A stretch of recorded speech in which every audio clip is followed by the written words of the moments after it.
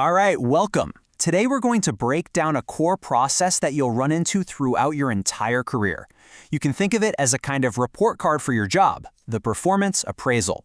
So let's just kick things off with a really fundamental question that every single organization has to figure out. How do you actually measure performance? How do you reward the great work and pinpoint areas for improvement in a way that's systematic and, most importantly, fair? Well, the business world's answer to that question is this structured process called performance appraisal, or PA for short. At its heart, it's really simple. It's about looking at the work you're doing, comparing it against the goals for your job, and seeing how well everything lines up. Okay, so why should you care about this? Really? Well, this is not just some yearly meeting to dread. No way. Performance appraisals are the engine behind huge career decisions. We're talking raises, promotions, the whole deal. But they also give the entire company vital info, like are we hiring the right people? Where do we need more training? And of course, it's how you get the official recognition you deserve for a job well done. Now, when we talk about these appraisals, they generally come in two main flavors. And trust me, throughout your career, you are definitely going to experience both of them. And there's a really important difference here. On one hand, you've got the informal appraisal. This is that quick day-to-day feedback, like a manager pulling you aside and saying, hey, great job on that presentation. It's spontaneous, it's like coaching on the fly. But then you have the formal appraisal. This is the scheduled, systematic, planned-out review. This is your official report card meeting that directly impacts things like your salary and your future at the company. So that brings up a really key question. When it comes time for that big formal review, who's actually doing the rating?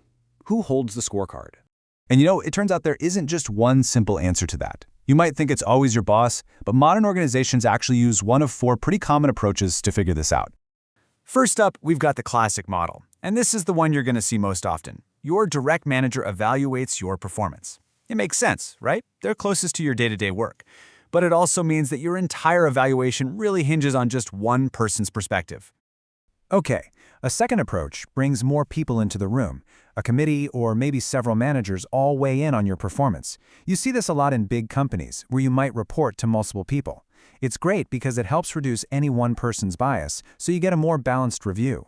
But, as you can imagine, it takes a lot more time and coordination to pull off.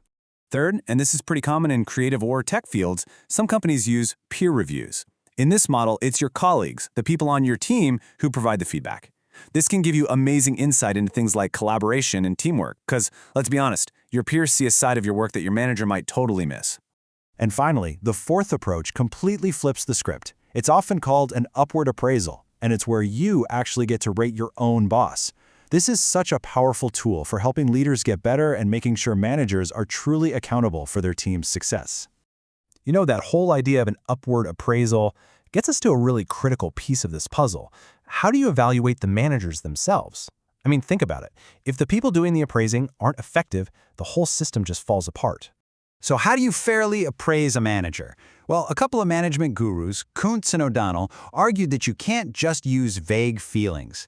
The key, they said, is to evaluate managers against the fundamental functions of what it actually means to be a manager.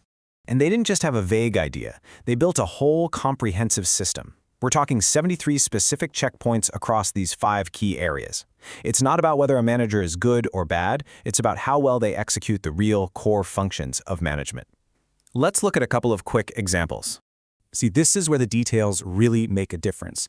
For the planning function, the appraisal doesn't just ask, hey, do they make plans? No, it asks if the goals are set in verifiable terms. Can you actually measure them?